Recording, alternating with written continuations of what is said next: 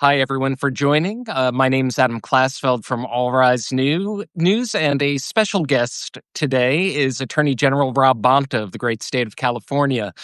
He's here to talk to us about a new lawsuit that his office filed. His office, I've been told by your team, this is your 34th lawsuit against the Trump administration in the last 6 months. And this one targets a policy that the Trump administration's agencies have enacted that, in the words of the lawsuit, it's a show me your papers policy for immigrants to be able to access vital social services like Head Start, like soup kitchens, like domestic violence shelters. So I wanted to talk to you in depth about that. One through line I've seen in a number of your lawsuits, and we're going to get into it soon, is that Trump's policies inflict particular harm in the great state of California because it's the fifth largest economy in the world, California. So just without any further ado, Attorney General, tell me about your latest lawsuit. Well, thank you, Adam, for having me. I'm super grateful to be here to talk about this lawsuit. And just to give a little context, this is our 34th lawsuit in 26 weeks. As you mentioned, we're suing the president and his administration more than once a week because that's how consistently and frequently, blatantly and brazenly he is violating the law and trampling over the Constitution. It's pretty simple. If he stops breaking the law, we'll stop suing. But if he each and every time he violates the law, hurts California, tramples over the Constitution, we'll bring him to court. And we did it again this week for the 34th time. And yes, it definitely appears that Trump is targeting California, a blue state that thoroughly rejected him in the last 2 times he ran. 3 times that he ran.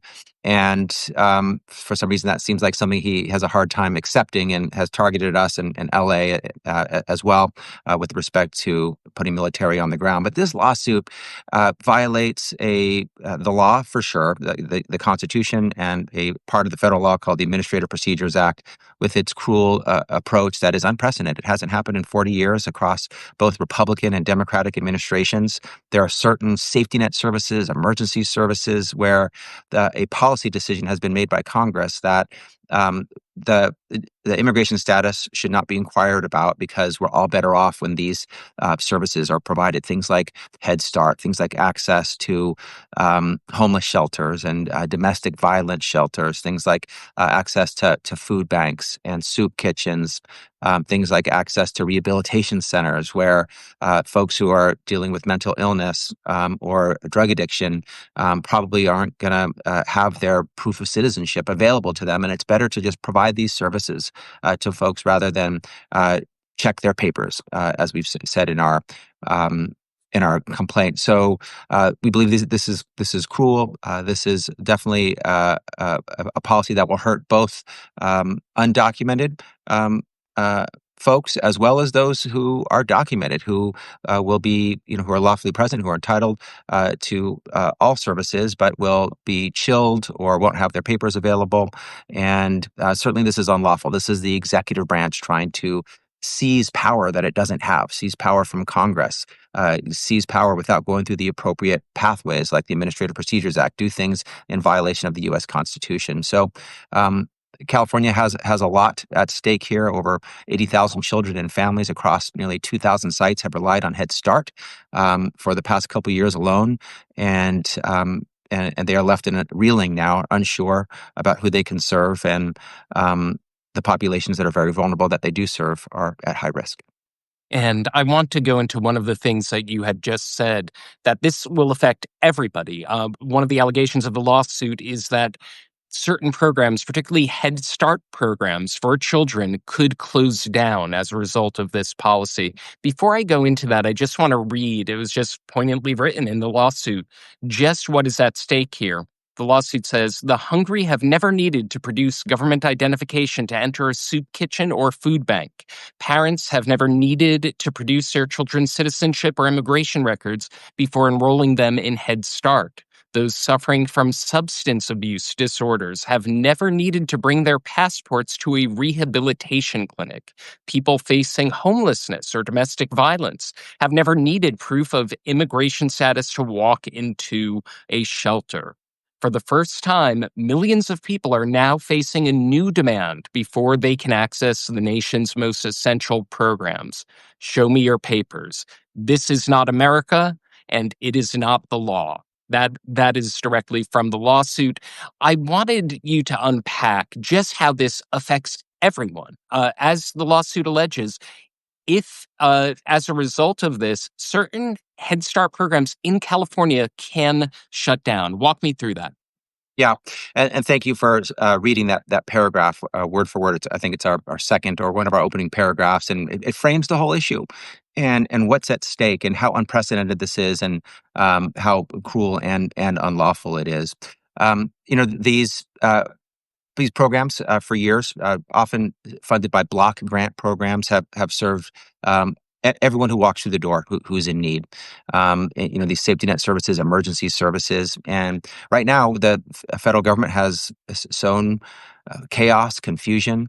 It's unclear and uncertain who can access the services and the programs. It's folks who are fully entitled to them, who are documented, are lawfully present, are uncertain whether they can access them, and are not seeking the services. And because people are not participating, they the number of people that are served help these organizations stay open, and the organizations, the entities, the homeless shelters, the soup kitchens, the Head Start programs can close entirely and not serve anyone. So there is much more at stake than undocumented Californians and undocumented folks throughout our country who stand to lose. It is folks who are citizens or lawful permanent residents or otherwise completely lawfully present that stand to lose as well. And I think that's a very important point that we make in our complaint, and I thank you for emphasizing it. And your complaint notes that this disturbs and subverts a status quo that has existed for nearly 3 decades. This is a coalition of 21 attorneys general bringing the lawsuit, and it's against DOJ, HHS, Education Department, Labor Department. Folks like Robert F. Kennedy Jr. and Linda McMahon are defendants in this lawsuit. Now, you said something very poignant in your statement on this lawsuit, that this shows that it's not about waste, fraud, and abuse. This is going after working moms and their children. Can you expound upon that? The fact that this is Head Start programs, the fact that we're talking children, people who are survivors of domestic violence. I believe HHS identified 13 different programs. What other programs have we might not yet spoken about that are affected by these major changes? It's really incredible, the gaslighting and the delta between the rhetoric and reality in this administration. They bandy about waste, fraud, and abuse as they make cuts to critical essential services that are not anything close to waste, fraud, and abuse. And when it comes to these services, these are safety net services, emergency services, essential services. When people are hungry or starving and need food, when people are in mental health crisis and need a rehabilitation center, when someone is being beaten and battered and need a refuge in a domestic violence shelter, or someone has nowhere to sleep and no roof over their head and need housing, or a young person needs to be able to get an education, love, and support, and their parents need to work. So these are critical services, and Congress has appropriately made a policy decision that it's appropriate to give these to anyone who walks through the door. If you have a cooling shelter in 120-degree heat, you shouldn't be waiting for that person to present their papers before you allow them the cooling that they need to be able to survive. And so this is common sense stuff for folks who see our shared humanity and see what makes a society strong. We're all better off when our most vulnerable are supported. And so, it's the child in Head Start or the mother who needs a domestic violence shelter who stand to lose here. And it is insulting, wrong, morally and legally to say that it is those services are waste, fraud, and abuse. It is actually the exact opposite: critical, essential, and necessary to American society. And this lawsuit alleges that it's a violation of the spending clause of the Constitution. Once again, Donald Trump claiming that he has a power over certain expenditures. The power of the purse belongs to a certain branch of government. It's not the executive branch. That's right. And moving on to the military on the streets of LA, there have been recent developments in that, and also we see this through line emerging of, in the name of Trump's immigration policy, another policy here. So you sued the Trump administration over the federalization of the National Guard. Just yesterday, Governor Gavin Newsom called for the immediate withdrawal of all troops, and the Pentagon now says 700 Marines will go back home. How many troops are remaining in Los Angeles right now, and what are they doing? Great questions. And we've called for the immediate removal of all National Guards people and Marines who believe we're never necessary to be deployed to Los Angeles, never should have been there in the first place, and should be sent back to doing actually important services. Our National Guards people were tackling fentanyl flow into California and addressing wildfires. Important work. They got pulled away from that important work to sit near federal buildings and not do things that were helpful or that were worthy of their patriotism, their service. Honestly, they were treated like political pawns. They were disrespected by the Trump administration by having them deployed in the first place. And so earlier, the Trump administration had announced that 2,000 of the 4,000 National Guards people would be sent home. And then yesterday they said that the 700 Marines, that's all of them, would be sent home as well. So of the 4,700 that were originally deployed, 2,700 are home or on their way home. That leaves 2,000 left. And based on the trending, I'm hopeful that the final 2,000 will be sent, back to doing the services that we actually need them to do, and not have their time wasted and their patriotism disrespected by the Trump administration. But your question about what they were doing is a really interesting one. We are testing whether they are violating the Posse Comitatus Act. They should not be engaged in any civilian law enforcement arrests, detentions, searches, seizures. And we have a preliminary injunction hearing coming up that will provide a insight into whether they are violating or not. We believe they may have, and of course they're prohibited from engaging in civilian law enforcement. But they should never have been on the ground in the first place. Looks like many of them are on their way home, and like the governor, I ask that the Trump administration send the rest home and the disrespect end. And that 3-day hearing, it's a kind of mini trial on the Posse Comitatus Act. That's coming to a head next month, correct? It is. And it's interesting. We're not sure what else the federal administration has planned, but it could be that they send everybody home, and then they say there's nothing to talk about anymore in this preliminary hearing.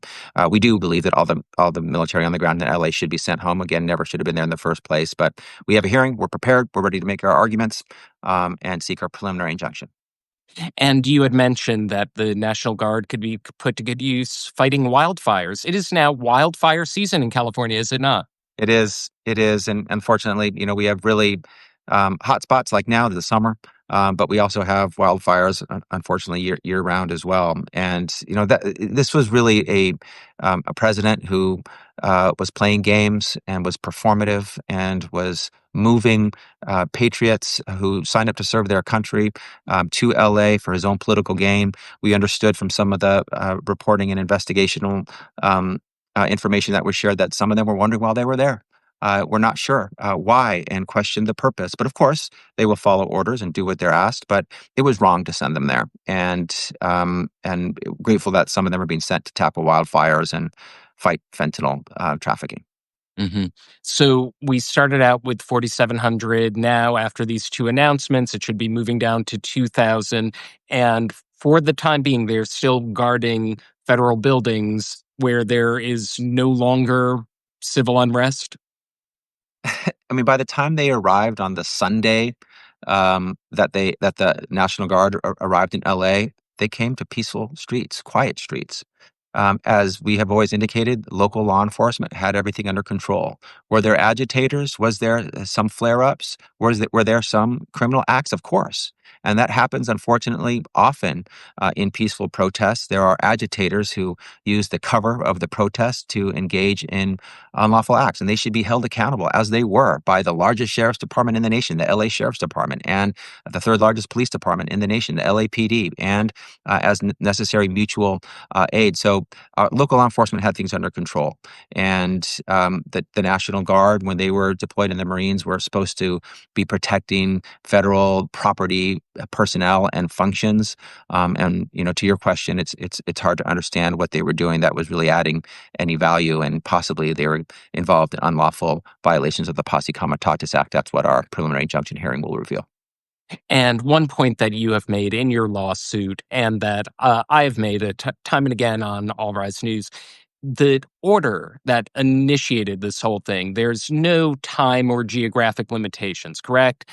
Trump is essentially saying that he is asserting he has the power to send and activate National Guard in any jurisdiction at any time. There's no geographic limitation, although the guardsmen, guards people, and the Marines were deployed to L.A. The order that purported to authorize their deployment to LA could authorize their deployment in any state in the nation, any city. Of course, this administration is playing like pure, transparent partisan politics, and would likely only deploy military to blue cities to make the political point that they're trying to make. But yeah, it was without geographic limitation. It was a very long temporal duration. And we've always believed that if there was actually appropriate authority to deploy National Guards people, and we've always argued and maintained that there wasn't here, that they should be, it should be geographically limited and time limited to address the issue if the facts show that there is an appropriate issue that needs to be addressed. But there wasn't here. That there was no insurrection, there was no rebellion, there was no inability to enforce the federal law. That's what the district court judge found when he issued a temporary restraining order in our favor. But it is worth noting that the authority that the executive branch sought to have here was very broad in both geographic scope and temporal scope. And that's one of the reasons I'm going to be watching with great interest the trial that's happening early next month, and the potential en banc appeal that one judge of the Ninth Circuit, sua sponte, on the judge's own accord, invited. So we'll keep a close watch on that. I want to pivot to your other lawsuit about the Trump administration ordering the sharing of Medicaid information with immigration authorities. Can you tell me about that? Yeah, I mean, this is also a unprecedented and unlawful act by the Trump administration to take the healthcare, private, sensitive information provided by Americans across the country, with the understanding that it is for and only for receiving of medical care, and then to share that with the Department of Homeland Security so that immigration enforcement targeting based on that information can occur. It's a violation of various statutes that protect the right to privacy. It's a violation, again, of the spending clause, because it's an imposition after the fact of new conditions that were not allowed for under the original promise. It's a weaponization of information to go after and attack and hurt and harm and target Americans throughout the country. So this is, again, another unlawful act by a repeat offender in Mr. Trump. And we brought a lawsuit over a week ago to hold him accountable for this unlawful action as well. So in terms of what's on the horizon, we had mentioned the military on the streets of LA and your litigation involving that. There's another a appellate hearing coming up next week on the issue of tariffs. And I know that it's not in your lawsuit, but you did bring a separate lawsuit on the issue of tariffs. A federal appeals court will decide Trump's power to unilaterally impose tariffs, a power he does not have in the Constitution, and one that he justifies in a federal law that doesn't have the word tariffs in it. That will, the Federal Circuit Court of Appeals will discuss that. Without getting into the legalese, I want to talk about the human impact of the tariffs on the state of California, because I think that your lawsuit really pinned that down, talking about the size of your economy. California is the world's fifth largest economy, not the United States, obviously, the world's fifth largest economy. Yeah. How have the tariffs affected your state? And because I'm so proud of California and its ongoing economic growth, we recently became the fourth largest economy in the world, moving up from fifth. So, Wow.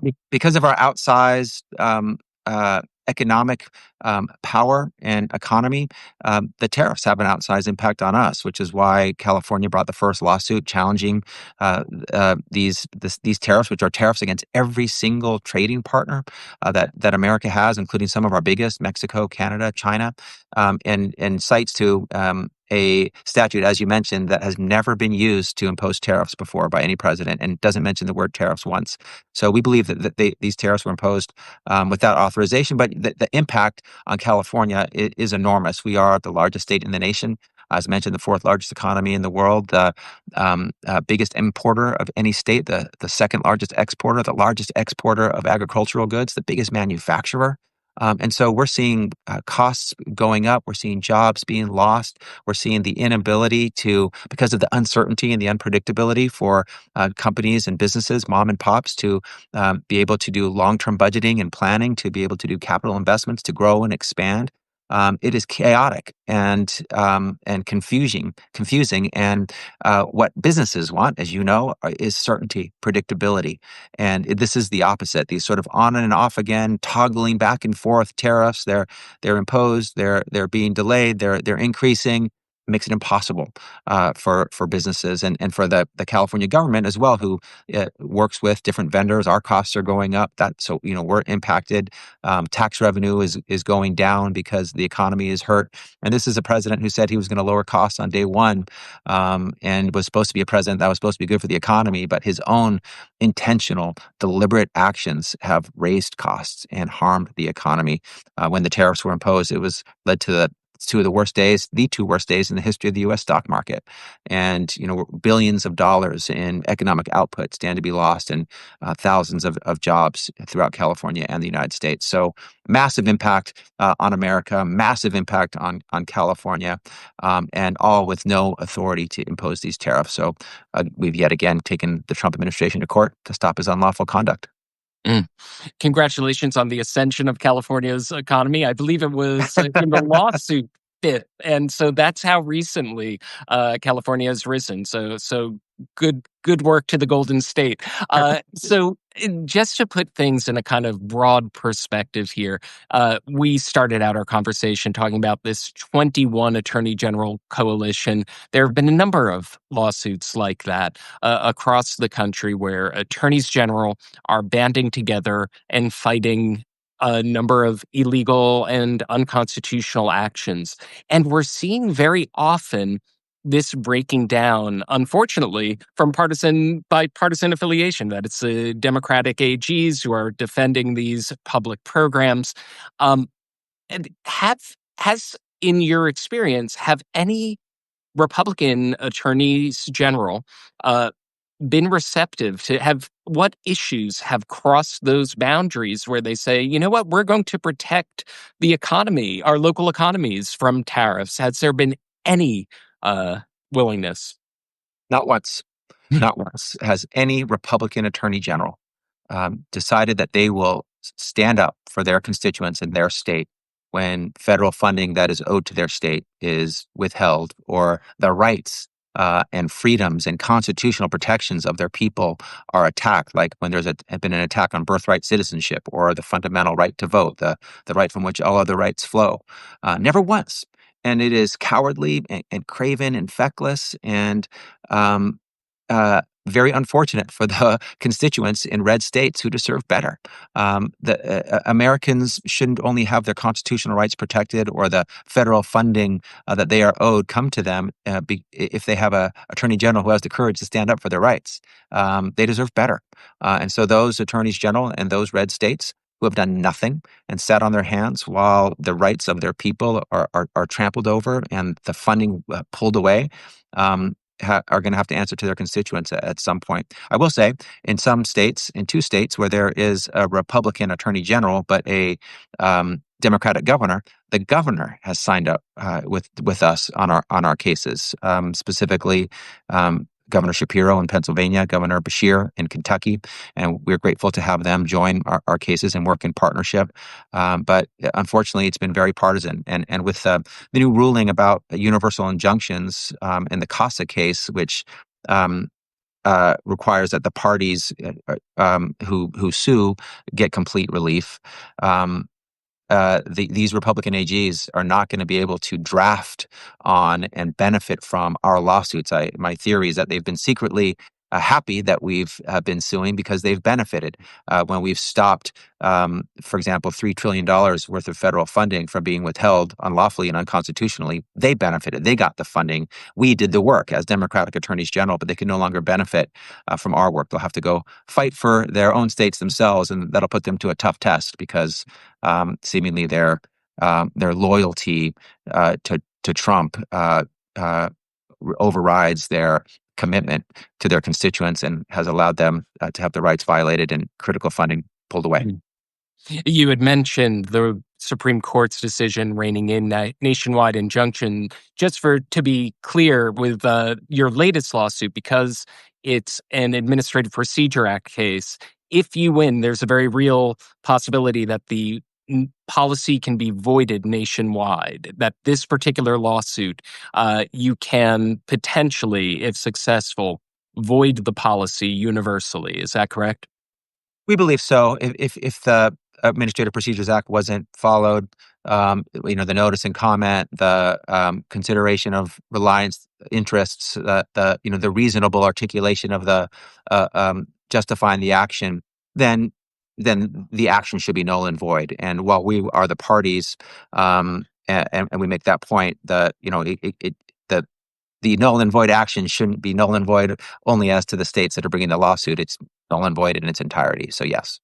And to what we were talking about earlier about GOP attorneys general, I'll think of a couple of examples come to mind of the opposite. I remember covering Trump's first impeachment in Washington, D.C. in 2019. An attorneys general from the Republican Party snapped into action to prevent witness testimony against Donald Trump in that time. And there was also a couple of Republican attorneys general who snapped into action to try to overturn unsuccessfully tried to overturn the 2020 presidential election. Thank you so much for your time, Attorney General Bonta.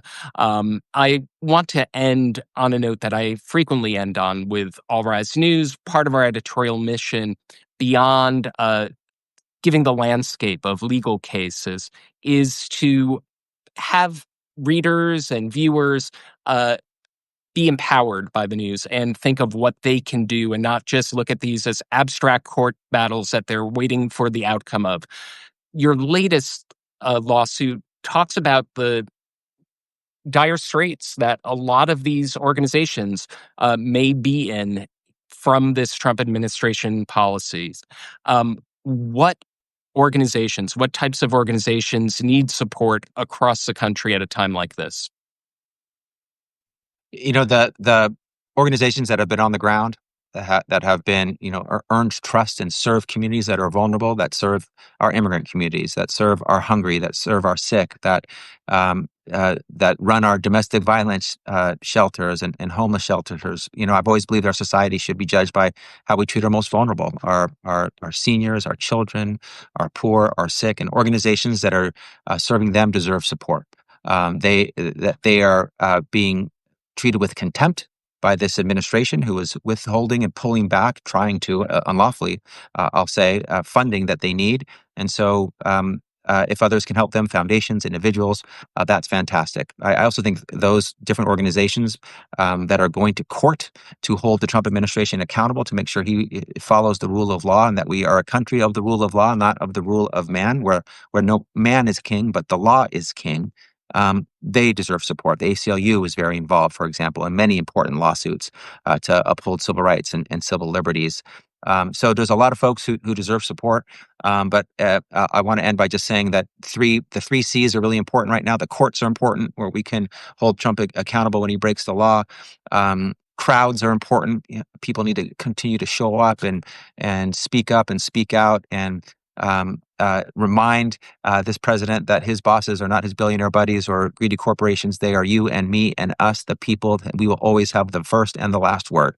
Because this is a government of, for, and by the people. And courage is important to stand up for our rights, stand up for our fundamental values like the separation of powers and checks and balances and democracy, freedom, the rule of law, the peaceful transition of power. That's what makes America America. And when those things are under attack, as they are by this administration, and we never expected it to be an attack from the federal government, we need to stand up and have courage. So courts, crowds, courage, and continue to lean into the most potent power that there is, people power. I'll continue to fight for you, all Americans, the rule of law and our democracy, and I know you'll fight too.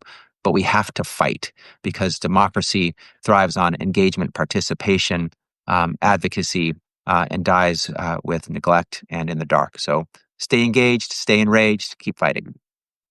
Thank you so much, Attorney General Bonta, and pleasure talking to you about all of these issues. My great pleasure. Thank you for having me, Adam. Thank you. Have a good day. You too.